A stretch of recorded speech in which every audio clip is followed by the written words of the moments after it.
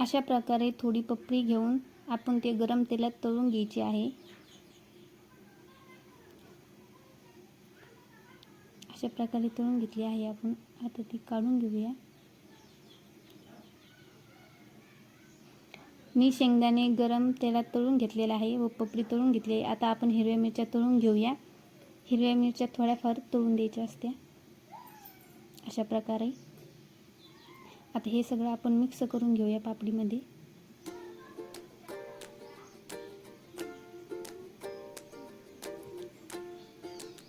अशा प्रकारे सगळं मिक्स करून घ्यायचं आहे।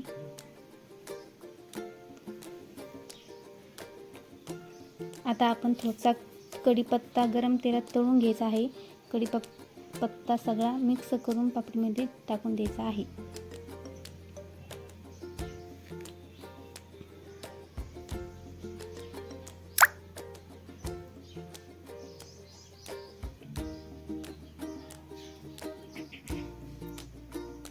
अशा प्रकारे सगळा कढीपत्ता आपण पापडीमध्ये टाकला आहे। ही मुरमुऱ्याचे पुडे आहे भडंग। आता हे सगळं मिक्स करून घेऊया मुरमुऱ्यामध्ये। व्यवस्थित असं मिक्स करून घ्यायचं आहे।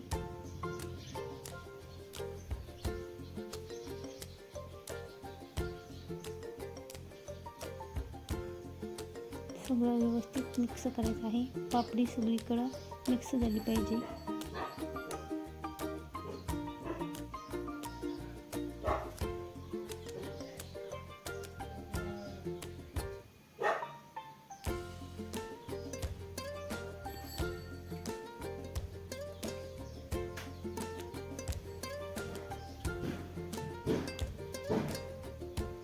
आता आपण गरम तेलामध्ये लाल मिरची, तिखट, हळद व तुमच्याकडे चिवडा मसाला असला तर चिवडा मसाला मिक्स करून घ्यायचा आणि तो मुरमुऱ्यामध्ये मिक्स करायचा सगळा।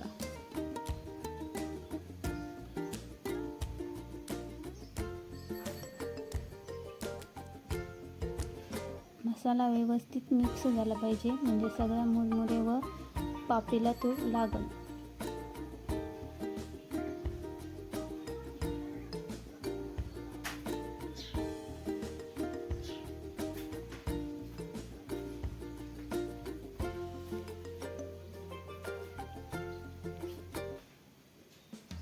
अशा प्रकारे सगळा मसाला मिक्स करायचा आहे।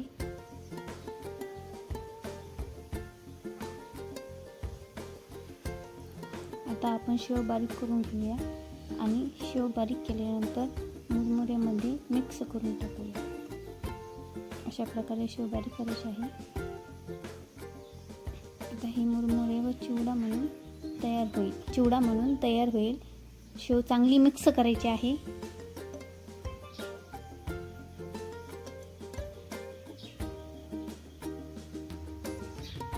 अशा प्रकारे आपला चिवडा रेडी आहे, झणझणीत असा व मस्त।